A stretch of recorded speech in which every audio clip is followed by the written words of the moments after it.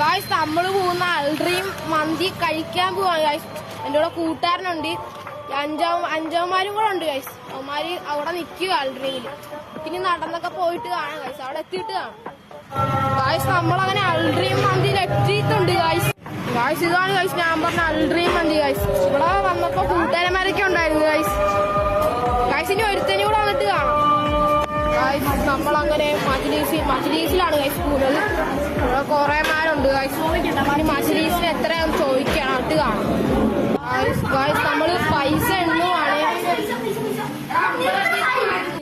Guys. നമ്മളങ്ങനെ മന്തി വന്നിട്ട് വലിയൊരു പ്ലേറ്റ് തന്നെ ഉണ്ട് കഴിക്കാൻ.